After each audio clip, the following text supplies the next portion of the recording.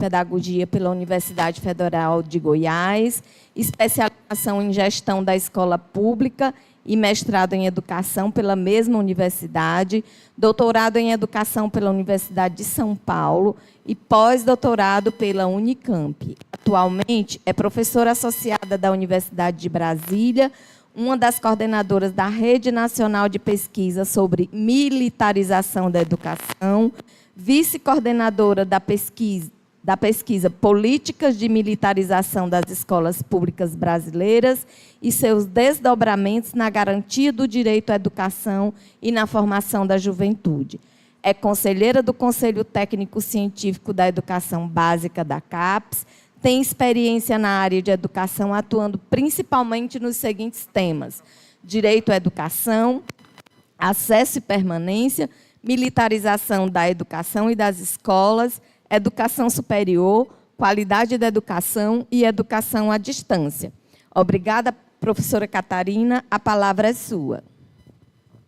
Olá, Graziela. Bom dia a todas as pessoas que estão aí presentes, que nos acompanham. É um prazer enorme. Eu queria agradecer a Graziela exatamente pelo convite, por fazer, estar aqui na abertura da conferência, da sexta semana de educação do curso de pedagogia.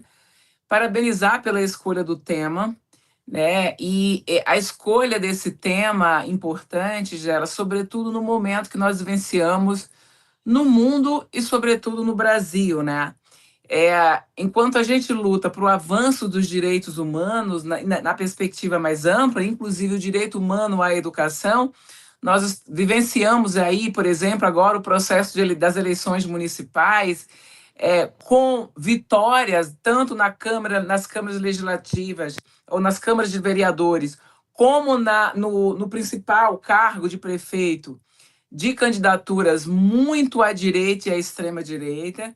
E não precisamos aqui discutir que essa perspectiva de extrema-direita é uma perspectiva que nega o direito humano e o direito à educação, sobretudo uma educação na perspectiva do desenvolvimento humano, da formação de sujeitos.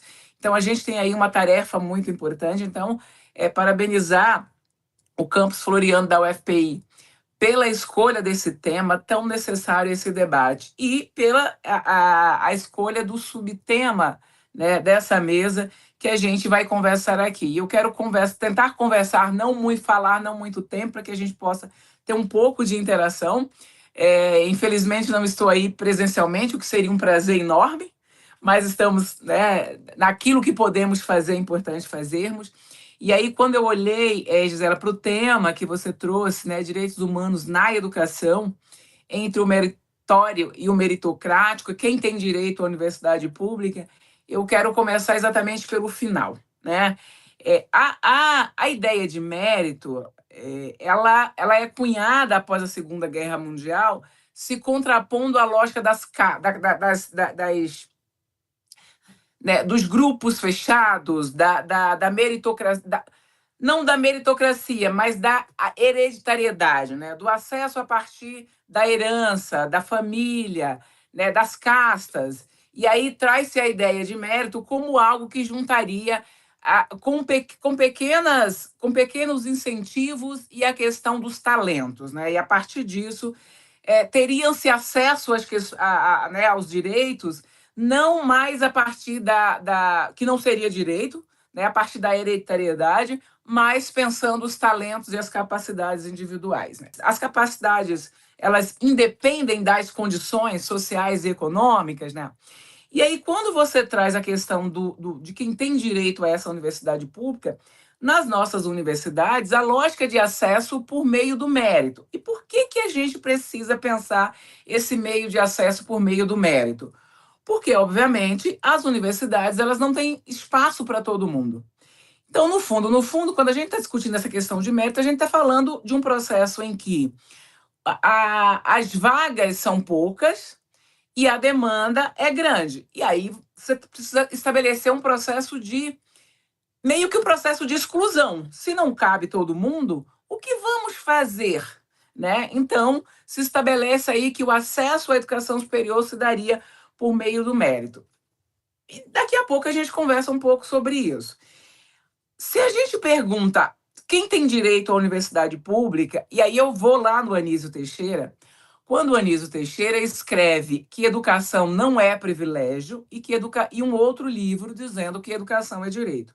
Quando ele escreve que educação não é privilégio, ele parte da análise da realidade da sociedade brasileira, em que, na verdade, a educação sempre foi algo de um grupo de privilegiados, que no fundo, está muito vinculado à ideia da herança, das condições socioeconômicas, das condições raciais, dessa coisa toda. Então ele vai discutindo de que como algo como a educação, que é a base fundante da democracia, né? Ele diz não tem democracia sem educação, não por um acaso ele tem aquela célebre frase, né? Só teremos democracia no Brasil no dia que construirmos a máquina de fazer democracia, e essa máquina é a escola pública.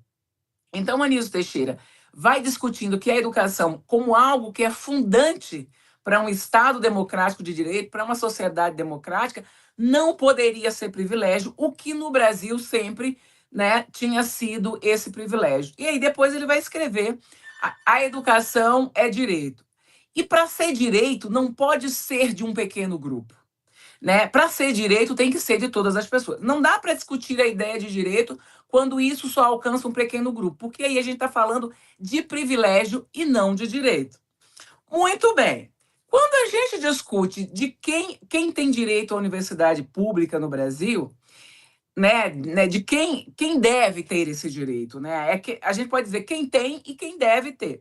Se essa universidade ela está vinculada a um grupo pequeno de pessoas, a gente não está falando de direito. Quando a gente está falando dessa universidade brasileira, em tese, essa universidade brasileira é para a sua população, para a população brasileira. E aí a gente olha para a nossa universidade e pensa quem tem tido direito, historicamente, quem tinha direito a essa universidade e se isso tinha a cara do Brasil. Se nós não temos na educação básica, a gente não discute a questão de mérito para a entrada no espaço. Por quê?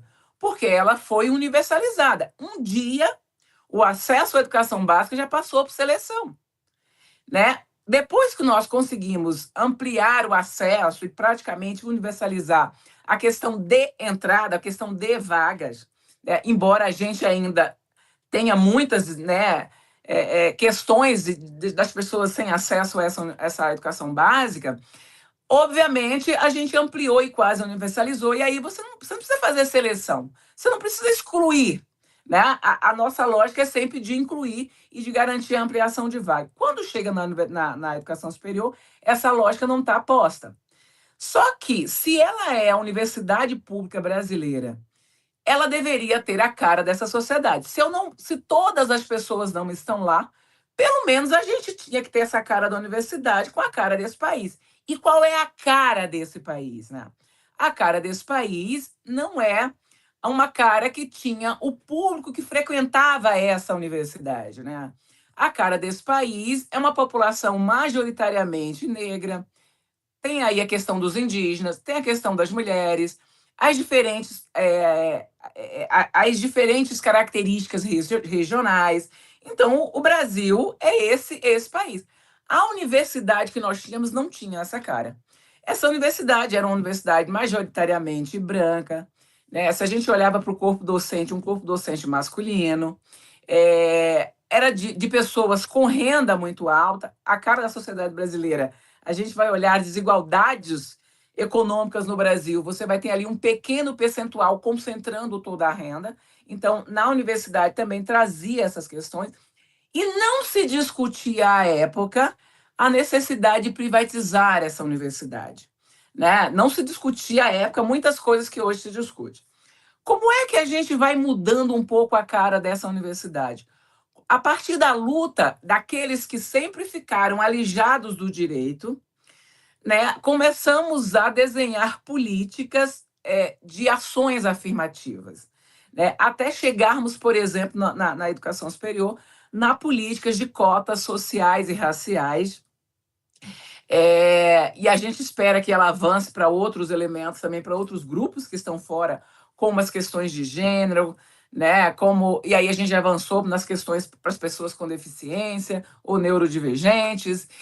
Mas quando a gente começa a desenhar essas políticas, a gente começa a mudar a cara dessa universidade a partir do acesso, né? O Tenório vai falando que as políticas de cotas vão fazendo uma revolução silenciosa no âmbito da educação superior, e é um pouco isso, né? Porque quando a gente olha para a cara dessa universidade, a gente olha que ela tem uma cara diferente do que ela tinha 20 anos atrás, 15, 20 anos atrás, ela vai mudando. Só que a gente está falando dessa cara e essa revolução a partir da perspectiva do acesso. Mas a gente continua não tendo essa população, na sua maioria, no espaço da educação superior, porque ele é um espaço reduzido. As cotas estão para as universidades públicas, para as instituições de educação superior pública, nas federais, nas instituições federais de educação, e aí as estaduais têm lá as suas políticas. Só que a gente está falando que a educação superior, ela é uma quantidade, né, se olhar, 9 milhões de matrículas, né, no universo da nossa educação. Só no ensino médio, a gente tem aí quase 9 milhões de matrículas no ensino médio. Quando a gente olha para essa perspectiva, grande parte da oferta da educação superior, a oferta majoritária, 75%, se dá nos espaços das instituições privadas, né, e 25% fica nas instituições públicas, e aí vai reduzir esse percentual se a gente pensar nas universidades federais. E aí, quando a gente está falando das cotas, dessas políticas, né, que pode fazer com que essa universidade tenha mais essa cara da população brasileira, essa política de cotas, ela ainda é uma quantidade disputada pela maioria da população brasileira, né? Quando a gente pega 50% das vagas, a gente está pegando 50% das vagas para ser disputado por 56% da população brasileira. Ainda tem a lógica também do acesso por mérito, mesmo dentro das políticas de cotas, né? Mas vamos lá. Mas a gente vai avançando nessa sociedade que é extremamente desigual, organizada sobre o modo de produção capitalista. Mas daí, quando a gente pensa na cara dessa universidade, a gente pensa, o que fazemos depois que essas pessoas chegam na universidade? Qual é a estrutura de universidade que a gente está montando que ela não se torne excludente, mesmo fazendo com que outras pessoas cheguem no seu interior? Porque quando a gente entra na lógica do mérito, da meritocracia, nós vamos saber, mesmo depois de acesso, quanto tempo você vai fazer com que o estudante que trabalha, né, que tem uma condição socioeconômica diferente, e essa condição de quem trabalha, de quem tem uma condição socioeconômica diferente, tem cor, tem CEP, né, tem endereço, tudo isso. Então, o que nós estamos fazendo para não tornar essa universidade excludente com aqueles que estão inseridos nela? Então, quando a gente olha, por exemplo, não, a cara da universidade ela muda, mas quando você transita nos corredores das universidades de forma geral, não necessariamente essas novas faces estão nela. Porque muitas vezes eles chegam e vão para a aula e tem que sair correndo para trabalhar, para fazer estágio. Então, a sociabilidade no campus universitário, dentro da universidade, ainda carece de desses corpos e dessas caras que não estavam dentro dela. E aí, se eu tenho um estudante que ele precisa estudar e trabalhar, pegar um ônibus para chegar, passa não sei quanto tempo no ônibus, sai correndo, tem que fazer as tarefas na madrugada ou no ônibus, nós não estamos oferecendo as mesmas condições para falar em mérito, mesmo para aqueles que já estão dentro do campus universitário. Então, a gente não tem mérito, não pode falar em mérito se as condições de acesso são tão desiguais, e não dá para falar em mérito quando as condições de permanência e conclusão também são extremamente desiguais, né? Então, em uma sociedade como a nossa, organizada sobre um modo de produção que tem na desigualdade a sua condição de existência, o seu ponto de partida, nós não podemos falar em mérito quando nessa sociedade. Não há como falar em mérito na sociedade organizada sobre o modo de produção capitalista. Por quê? Porque a base dessa sociedade é a desigualdade. E é muita desigualdade, né? Você não está falando de qualquer desigualdade. A sociedade capitalista ela é baseada em muita desigualdade. E aí entra a lógica, né, da competição desenfreada. E essa competição ela está posta não só para a questão, e essa desigualdade não só para a questão dos estudantes. Porque em uma sociedade organizada sobre o nosso modo de produção, que tem o racismo como uma questão estrutural, que tem a questão do machismo como uma questão estrutural, eu não posso falar que, né, como uma questão, eu não posso falar, inclusive, nessa igualdade, inclusive entre os docentes, inclusive entre os técnicos administrativos. Porque, veja bem, vamos lembrar o que a gente vivenciou na pandemia. Na pandemia, 2 anos após a pandemia, os dados mostravam a queda na produção acadêmica das mulheres na ciência. Né? Então, tinha ali uma condição que estava todo mundo na questão do distanciamento social, em que eu vi, por exemplo, muitos livros publicados por homens em que tinha nos agradecimentos um agradecimento às suas esposas que cuidaram de tudo para que pudessem publicar aquele livro. E isso era colocado como uma condição muito tranquila, sem nenhum estranhamento de que se a mulher cientista cuidou de tudo para que ele produzisse, não estava sendo dada àquela mulher condições de que alguém cuidasse para que ela também produzisse. E não por um acaso a queda na produção das mulheres caiu muito durante a pandemia e a gente não precisa fazer exercícios teóricos e imaginativos muito grandes para entender essa questão. Então, quando a gente olha para a universidade, não é verdade que as condições de produção acadêmica das mulheres são iguais às dos homens.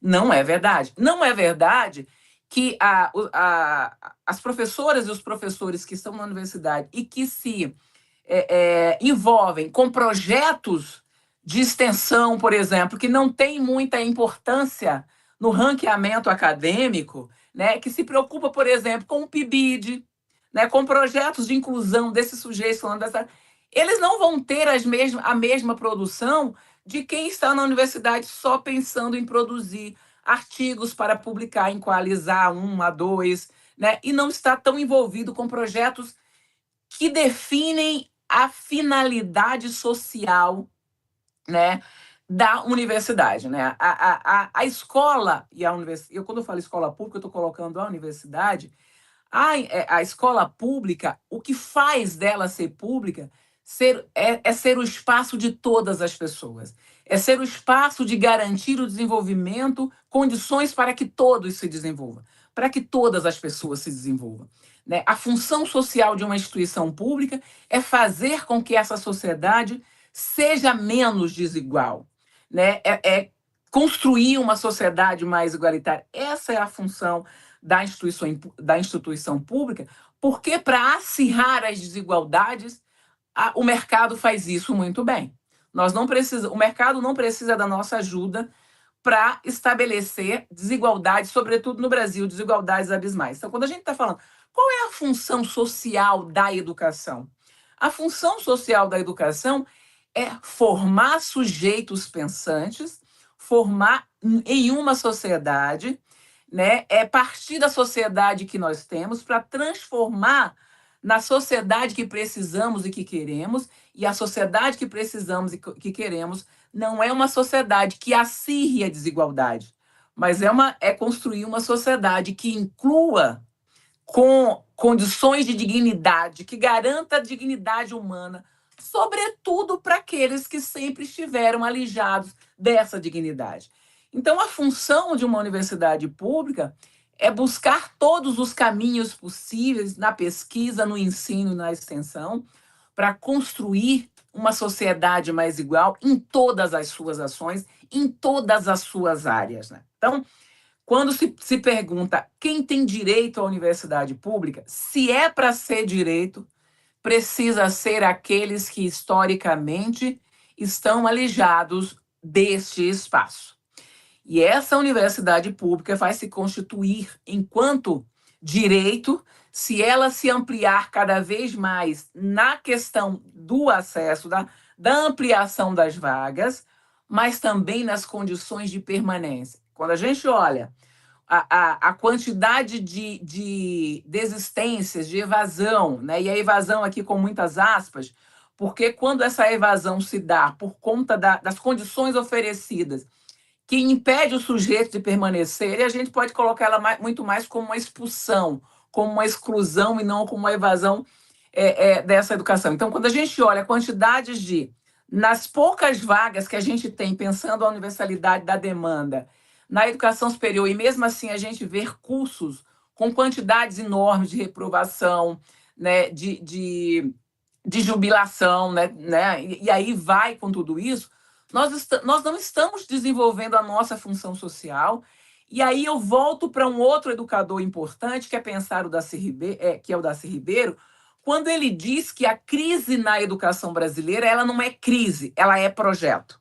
Ela é projeto de negação do direito à educação à sua população e de manutenção dos privilégios de classe, dos privilégios de raça, dos privilégios de gênero. Tudo isso faz parte desse projeto. Então, quando nós, enquanto professoras e professoras, técnicos administrativos, estudantes da universidade pública, não construímos essa universidade, isso vem também pela lógica meritocrática da competição e do ranqueamento, vem pelas condições não dadas, vem pela lógica de que muitos de nós entramos na universidade e achamos que o aluno que devemos receber é o chamado aluno ideal, ou aquele que não vem, né, carentes de muitas coisas, ou que precisa da nossa ação para que permaneça, se desenvolva. Então, para pegar o tema da mesa, Gisela, e para sobrar algum tempo para a gente conversar, pensar a educação como um direito humano é pensar na contramão do que o sistema está nos impondo. É pensar na contramão dos processos de inclusão. É pensar na perspectiva de ampliação do acesso, da garantia da permanência e qualidade social, o que significa que nós precisamos formar sujeitos não para se adaptar à realidade, mas para pensar, questionar e lutar para a transformação dessa realidade. Nós não podemos permanecer na lógica da universidade como esse espaço que vai formar líderes e lideranças para manter a sociedade tal e qual ela está, mas para formar pessoas que, inclusive, vão liderar e atuar em todos os espaços, para transformar essa sociedade excludente numa sociedade que acolha, que abrace todas as pessoas a partir das diferenças e da diversidade que nos constitui. E não há como discutir mérito e meritocracia quando do ponto de partida todos já estão, ou a maioria já está, em condições muito desiguais, sem possibilidade nenhuma de que cheguem juntos na reta de chegada. E basta a gente pensar em qual é o tempo que os nossas estudantes, trabalhadores e trabalhadoras, levam para concluir seus cursos, as dificuldades que eles têm para fazer essa conclusão, em quais condições concluem, os adoecimentos que são acometidos, né, nesse processo. Então, a gente precisa realmente pensar a educação como direito, um direito humano fundamental, inclusive nas nossas universidades.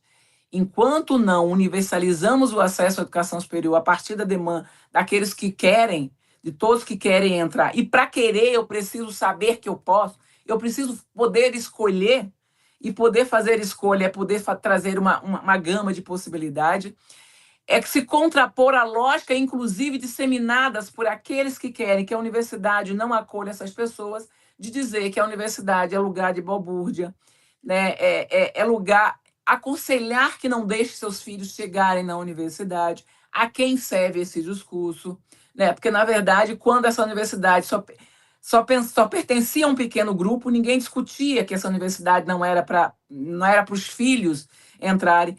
E aqueles que estão dizendo que não é para mandar os seus filhos para a universidade, têm os seus filhos estudando em universidades na Europa, nos Estados Unidos, mas a população não ir para a universidade. Porque A educação é o que o Anísio Teixeira chamava do direito dos direitos. É aquela que nos diz que temos direito e que nos dá as ferramentas para buscar novos direitos.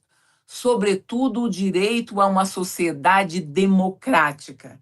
E o que nós estamos vendo para aqueles que negam a educação ou que tentam transformar a educação em rankings e índices, aqueles que querem manter a sociedade tal e qual ela está, a partir dessa estrutura de racismo, de misoginia, de desigualdade social e econômica e todas essas questões. Então, eu queria trazer aqui esses elementos para a gente continuar pensando, dialogando e tentar contribuir o mínimo que seja, né, para essa semana com esse tema tão potente e tão necessário, sobretudo no momento que vivemos. Talvez há 10 anos atrás, né, 2010, 2011, esse tema fosse menos necessário.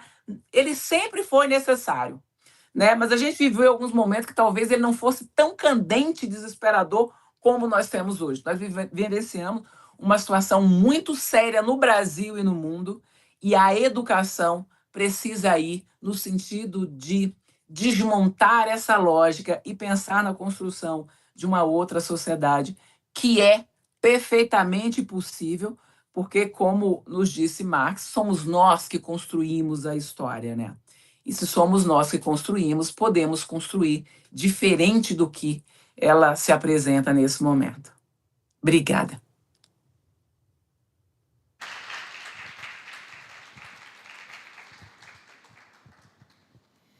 Obrigada, professora Catarina. Agora a gente tem um tempinho para franquear a palavra para as pessoas. Infelizmente, não consegue visualizar, né, as pessoas que estão aqui lhe ouvindo, mas durante a sua fala,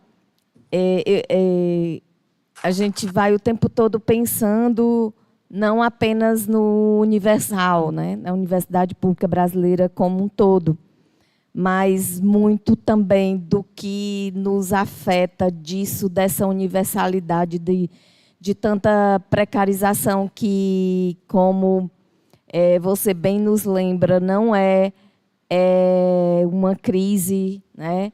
Nas palavras de Darcy, é um projeto, né? E como isso tem nos afetado cotidianamente. Ao iniciarmos aqui o evento, durante as falas na mesa, a professora Visselma lembrou, que é a nossa coordenadora atual do curso de licenciatura em pedagogia, lembrou das dificuldades, e também a professora Edmilza falou um pouco sobre isso, das dificuldades que a gente enfrenta na realização de um evento, né, como esse, como a gente fica competindo e competindo muito para conseguir os parcos recursos, né? E aí precisa estar se digladiando com colegas na própria instituição ou no país como um todo para conseguir os financiamentos e conseguir realizar o evento de modo que ele não seja excludente, o que é, na realidade, uma grande dificuldade, né? Porque o evento a gente idealiza com uma determinada carga horária, e a carga horária a gente não pode distribuir no mês, ela tem que ser tem que ter um tempo bem menor de duração, distribuídos durante o dia todo. E hoje mesmo pela manhã, uma discente lá na coordenação estava questionando, mas eu não posso assistir durante o dia, porque eu trabalho, como é que vai ser a carga horária do curso? Então, aí, isso também, essa precarização e essas condições de não atendimento das singularidades da classe trabalhadora, vai gerando mais desafios no interior das universidades. E aí, às vezes, as palavras saem... ontem mesmo, eu ouvi na coordenação, tudo é difícil? Tudo é difícil? Sim, tudo é difícil. Tudo é difícil. A gente vem fazendo a duras penas mesmo, tudo. né? E impacta o corpo docente, impacta o corpo discente e a comunidade acadêmica como um todo. Os técnicos e as técnicas, os terceirizados e as terceirizadas, de modo que a gente vai vivendo num carrossel e, às vezes, a gente escapa da gente que a gente precisa sair do carrossel. Porque se a gente não sai, se a gente alimenta o carrossel, piora a nossa existência enquanto classe trabalhadora. Muito obrigada, professora Catarina. E bem, a palavra está franqueada para o público que está aqui. O professor Rafael Evelyn. Professora Catarina, o professor Rafael é o nosso professor de Sociologia e vai lhe fazer uma pergunta ou uma colaboração, não sei ainda o que é. Você pode virar Vou virar o computador para o público, tá bom, professora? Fernando, acende as luzes da plateia, por favor.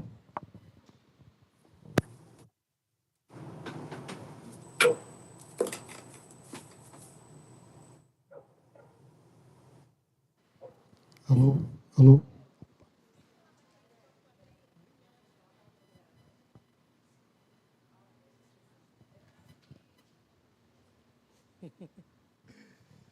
Bom dia.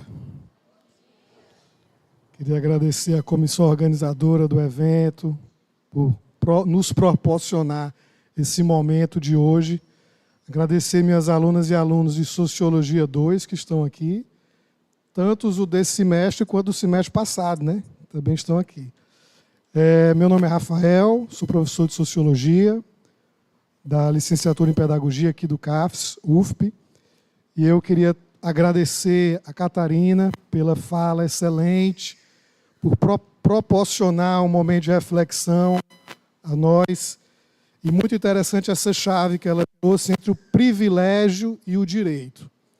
E aí eu queria colocar para a Catarina, mas também para nós, docentes e discentes, em um cenário em que nós temos um novo ensino médio que vem para destroçar os currículos, que vem para reformar de uma maneira negativa as licenciaturas em todo o país, num processo de militarização das escolas.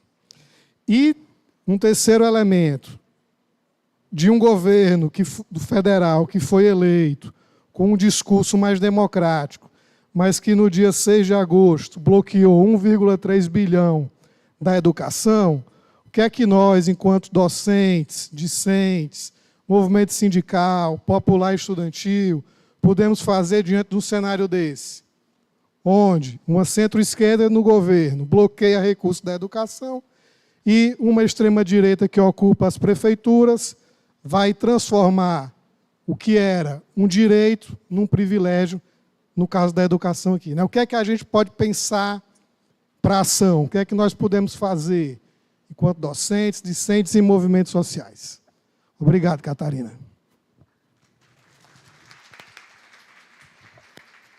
Professora Catarina. Oi, Rafael, obrigada. Obrigada aí às estudantes, os estudantes que estão presentes. Você tocou em 3 temas que cada um deles daria para a gente fazer uma discussão gigantesca em relação a isso, né? Porque você começa falando desse cenário que nós temos, pensando no novo ensino médio, que, de novo, na verdade, não tem nada, né? O novo ensino médio, ele era o velho piorado, né? Porque se a gente pensa o ensino médio lá da década de 70, da época da ditadura militar, ele tinha uma lógica parecida com esse, só que ele era até melhor desenhado do que esse, né? Que pelo menos você sabia o que você ia fazer, o que você tinha, e estava lá tudo muito bem organizado. Esse novo ensino médio, ele veio para poder destroçar qualquer possibilidade da classe trabalhadora. E aí, só que agora a gente tem o nem-nem, né? Ou o neném, que é o novo do novo, que é a reforma da reforma, que também, por mais que a gente tenha recuperado alguns elementos, também tem aí grandes problemas para a gente implementar aquilo que está na lei, que já traria problemas, mas implementar aquilo que está na lei num cenário em que os estados, né, que são aí os grandes responsáveis pela implementação do ensino médio, vão desenhar processos educativos e estruturas escolares completamente excludente, pautada na suposta meritocracia e nos ranqueamentos, né? Eu costumo dizer, Rafael, que eu tenho pavor do dia em que as nossas escolas, né, de ensino fundamental, ensino médio, estejam todas com IDEB 6, 7, 8, 9 ou 10. No dia que isso acontecer, eu acho que a gente terá destruído totalmente a ideia de escola pública, terá expulsado da escola pública os alunos da escola pública, porque é assim que tem sido feito nos lugares em que o IDEB tem apresentado notas mais altas, né? Essas notas vêm em nome de um processo de exclusão completa, ou seja, vem a partir da lógica de negação do direito e manutenção dos privilégios. E aí você traz um outro elemento, que é a militarização das escolas, que é outro mecanismo de exclusão, de todos os sentidos que você possa pensar e imaginar, porque quando a gente está falando da militarização das escolas, nós estamos falando da destruição da ideia de escola pública. A escola pública deixa de ser essa escola e se transforma na escola que vai seguir os princípios dos militares, das forças, e dentro dessa escola só vai ficar quem se adequa ao projeto, né? E aí se adequar ao projeto significa se adequar ao rendimento, se adequar às normas que são completamente autoritárias e de exclusão, de padronização, de uniformização e de negação do sujeito, logo também de negação do direito. E aí você traz os cortes, né, que a gente tem vivenciado no governo que elegemos e assim, né, fizemos certo em eleger, porque o contrário disso era pavoroso, mas é um governo que vem, eu acho que desenvolvendo ações que está fazendo a cama para a extrema-direita reassumir o posto principal do país, porque o extrema-direita não saiu dos outros espaços, né? A gente trocou ali o posto do executivo, né, que é a presidência da República, mas ele continuou no Congresso Nacional, ele continuou em muitos cargos nos ministérios da Frente Ampla, ela continua nas casas legislativas estaduais e municipais, ela continua nos cargos de prefeitos e governadores, e ela continua na nossa sociedade, nas igrejas, nos diferentes espaços. A extrema-direita está aí nadando de braçada, e as ações políticas que esse governo que nós elegemos, elas estão preparando o terreno para essa extrema assumir e permanecer, né? Então, você realmente traz questões complexas. Aí você pergunta, o que nós podemos fazer? Nós vamos ter que fazer aquilo que a classe trabalhadora sempre teve que fazer durante toda a existência desse mundo organizado sob o modo de produção capitalista, que é lutar, né? E eu acho que o papel que a gente tem enquanto escola, enquanto universidade, é fundamentalmente de formar pessoas que não abrace esse discurso e essa direita e essa extrema-direita como caminhos possíveis, né? Que não elejam essas pessoas e que, pegando aqui uma fala que eu vi do MV Bill, quando ele dizia assim, olha, a gente não pode ser fã de político, né? A gente não pode ter... O político não tem que ter fã, né? Aquele que exerce o cargo político não tem que ter fã. Você admira e você elege um projeto e, a partir da eleição, você transforma naquele que quer atuar e cobrar desse político e não ser o fã ardoroso que você está junto, independente de qualquer situação.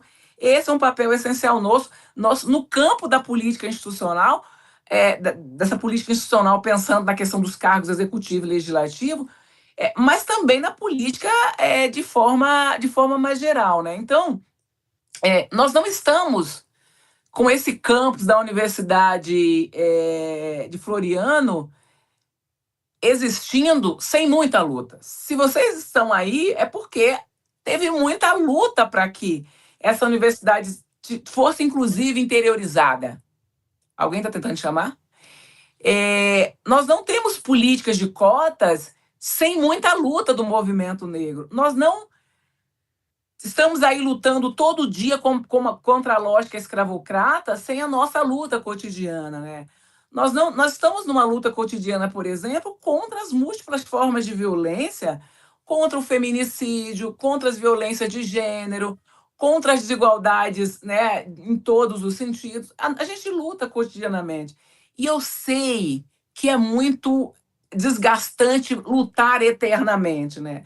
Tá nessa luta cotidiana. Mas sem essa luta, a gente vai entregar todos os avanços, os possíveis avanços e a nossa existência para aqueles que querem nos dizimar, né? Na verdade, lutar não é uma escolha nossa, né? É uma condição de existência. Nós não podemos entrar na luta ou ficar de braços cruzados. Ficar de braços cruzados é entregar a nossa... E quando eu falo existência, eu não estou falando de condições socioeconômicas tranquilas ou de abundância, não. Eu estou falando de nos mantermos vivos, existindo, sem sermos completamente dizimados, porque cotidianamente nós e os nossos somos violentados e mortos das diferentes formas, né? Por diferentes meios. Então, eu acho que o que nos cabe, enquanto movimento social, é recuperar, inclusive, muitas organizações e formas de luta que a gente vem perdendo aí no caminho. E a gente perdeu, inclusive, eu acho que essa capacidade de nos organizarmos, ou essa capacidade de estarmos atentos e fortes o tempo inteiro, em momentos mais favoráveis do país, inclusive, né? Então, Rafael, eu acho que a nossa perspectiva é continuar lutando. A gente na universidade, construindo uma outra universidade, uma perspectiva diferente dessa de excluir, né, e lutar para a existência dessa universidade, mas também nas nossas ações com nossos estudantes. É nós pensarmos em quais são, né, as literaturas, os autores e as atrizes que nós estamos utilizando no nosso cotidiano, a quem nós estamos dando legitimidade, não. Então, assim, quando eu estou falando da luta, não significa que a gente vai estar exaustos, pensando em ir para a rua todo o tempo inteiro. Não, a gente está falando nessa luta cotidiana, embora a gente precise também dos movimentos de rua e tal, mas assim, a gente está falando nessa luta cotidiana que é importantíssima em cada uma das nossas ações, em cada uma das nossas escolhas, né? Eu acho que é dessa luta que nós estamos falando. É para isso que a gente acorda todo dia. É para isso que eu estou aqui nessa correria, para daqui a pouco pegar um voo e sair para debater militarização, para debater de banca. E eu estou de férias da Universidade de Brasília, em tese, porque a gente está no intervalo entre os 2 semestres, depois de uma greve, né, em que o semestre terminou ali no dia 20 de setembro e recomeça agora dia 14 de outubro. E a gente não desistiu de tudo isso. Então, quando a gente está falando, quando eu estou falando dessa luta, eu estou falando dessa luta cotidiana. Vai ter um dia que a gente vai ter que se organizar, né? Organizar na rua, mas organizar na universidade. Mas fazer da nossa ação cotidiana um outro espaço. Para os alunos que abraçar esse aluno trabalhador, por exemplo, que sai do trabalho e chega na universidade 7h30 ou 7h40, quando a aula começa às 7, e de repente a gente dá falta. Né? Ou aquele que tem que sair um pouco mais cedo, porque senão vai perder o ônibus e não vai chegar em casa, e a gente vai dizer que ele vai ficar com falta. Então, veja que nas nossas a luta está também nas escolhas e nas lutas cotidianas que a gente faz.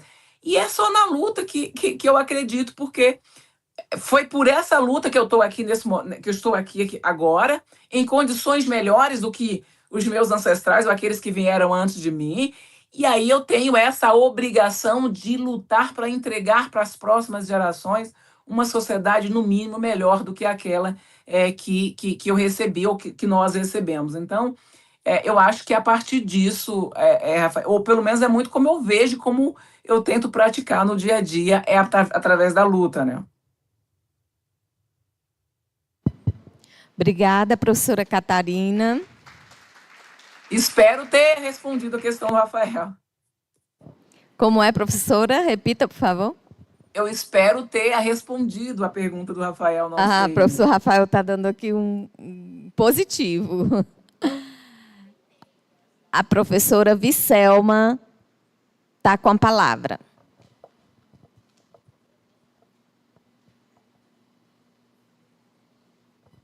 E logo após a professora Selma, a professora Penha.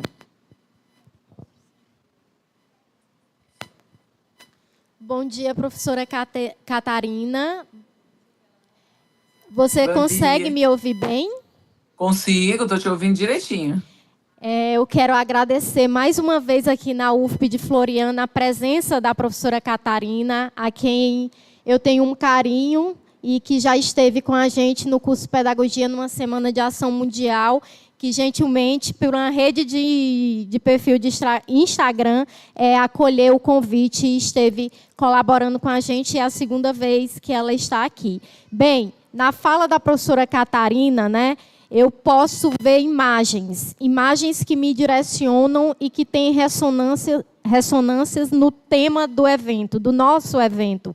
Eu vejo desejo, eu vejo sinalização de necessidades urgentes que nos impulsionam a pensar o nosso dever ético e formativo na universidade pública, sobretudo em cursos de licenciatura, professora Catarina, que a gente está falando aqui para alunos do curso de Pedagogia na maioria, em que a desvalorização da docência é uma realidade, portanto, se mostra uma necessidade urgente da gente enfrentar. Eu vejo muito desejo, porque eu vejo possibilidade de muita ação, tendo em vista que a professora Catarina também é uma militante, dirigente da Campanha Nacional do Direito à Educação, uma entidade que fez 25 anos e que acompanhou o aniversário de 36 anos da nossa Carta Maior do país, que é a Constituição de 88, no dia 5 desse mês. Então, a gente tem muito desejo com os 36 anos de Constituição. A gente tem muita necessidade de fazer valer essa ideia de Constituição cidadã, que é nomeada, apelidada a nossa Constituição, porque a gente faz da universidade pública um lugar de luta, né? A gente faz da universidade pública o lugar que nos foi tão caro para permanecer enquanto filhos e filhas da classe trabalhadora, que é tão caro. Então, eu tenho mais a fala no sentido de agradecer a sua presença na Universidade de Floriano, no curso de Pedagogia, e dizer que você é sempre bem-vinda a esse lugar, a essa universidade. Apesar da distância geográfica, você está aqui com a gente, porque foi muito bom termos o privilégio do sinal de internet nessa manhã tão linda de abertura do evento, está funcionando de maneira bem qualitativa. Quando o cenário, professora Catarina, não é esse durante todo o nosso cotidiano aqui na universidade e no Piauí, que não temos o melhor sinal. E aí dizer as forças ancestrais. Deve ser, acredito nisso. Então, dizer para você, meu muito obrigada, tá? Seja bem-vinda sempre à Universidade Federal do Piauí, em Floriano. Na próxima eu vou estar aí presencialmente, você vai ver.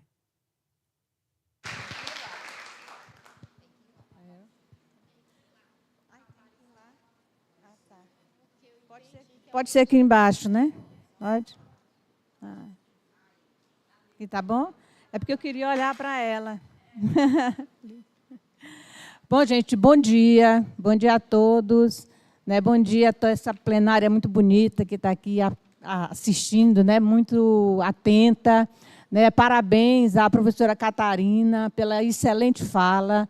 É uma fala que me instiga a fazer, inclusive, algumas observações, porque você falou de capitalismo e mexeu aí com algumas coisas, né? Que, né? Assim, gente, é uma conjuntura muito difícil que nós estamos vivendo, né? No Brasil e no mundo também, né? Então, às vezes, a gente parece que se deixa passar batido algumas questões como... Assim, a partir da fala que você falou, né, a sua fala sobre que não existe uma crise na universidade, existe um projeto. Existe um projeto também de sociedade no Brasil, e é um projeto de extrema-direita, que nós estamos a mercê. Estamos vendo isso agora no resultado das eleições e estamos vendo isso constantemente, como tem vivido, que é um projeto que foi construído a partir de 2016. né, 2016, e essa eleição ela foi exatamente a continuidade daquele projeto, e que está sendo construído. Então, é um projeto de sociedade de extrema-direita, e isso nos dá um medo muito grande. Isso nos desafia muito grande. E dialoga, inclusive, com o tema da necessidade, desejo, necessidade e ação. E aí eu coloco a questão da ação em primeiro lugar. Porque eu queria falar de dois pressupostos que perpassam muito bem a nossa coletividade, que é, o que está colocado hoje para a gente? É que o capitalismo ele é muito bem aceito se ele for um capitalismo democrático. E no outro ponto, uma outra proposição é que ele pode ser melhorado. Como? Se o capitalismo ele vive da desigualdade, da exploração, e ele pode ser melhorado, como?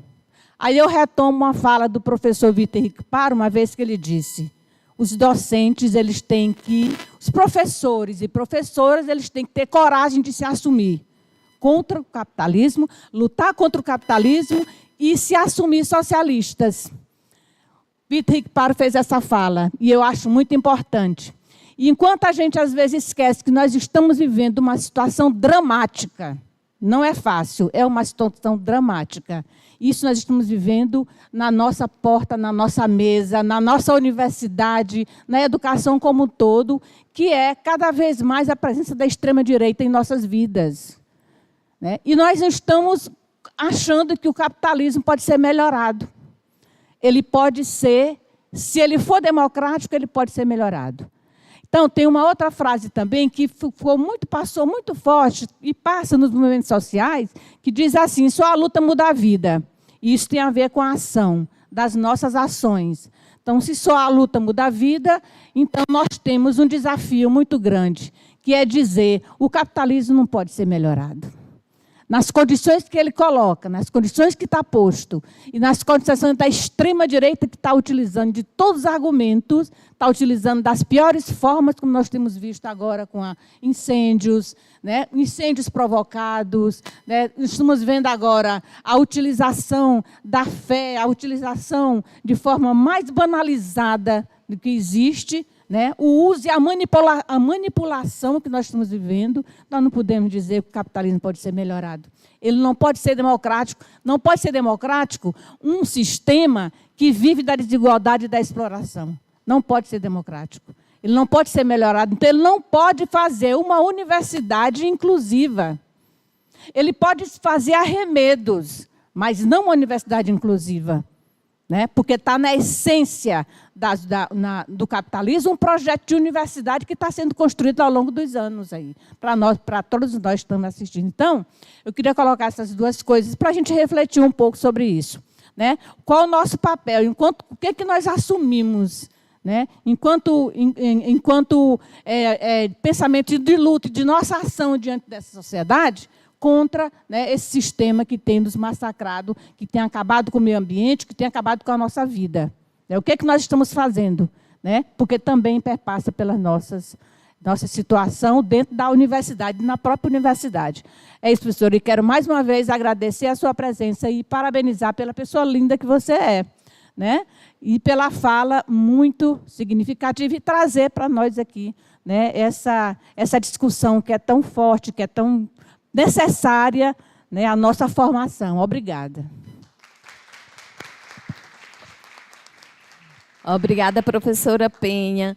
Professora Catarina, as suas considerações finais, porque o MIT já está nos avisando que nós só temos 3 minutos. O MIT capitalista todo, né? Muito!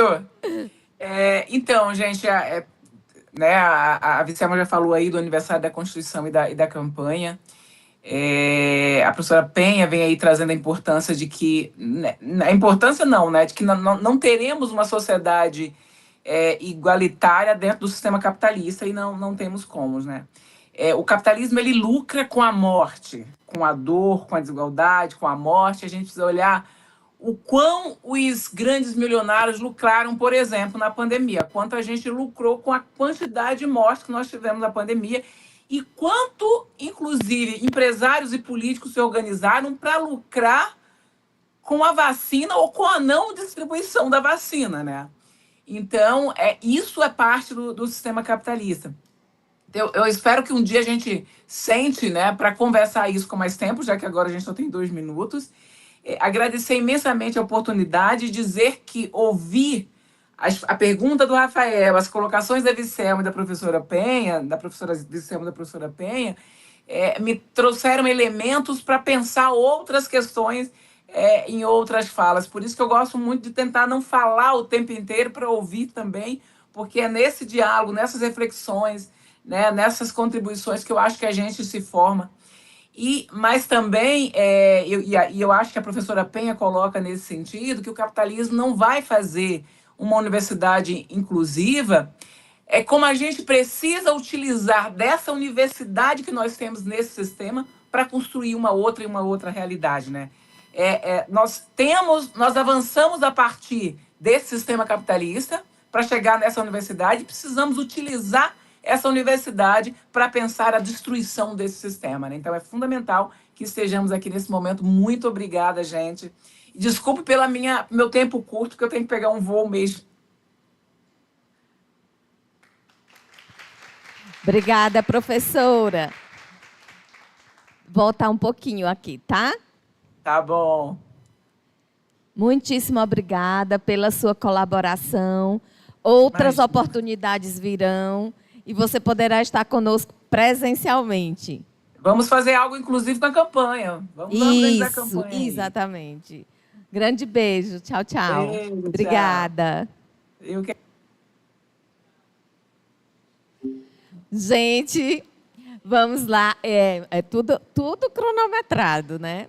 Vamos lá. Agora, Evelyn, com a palavra. Obrigada, tá? Agradecemos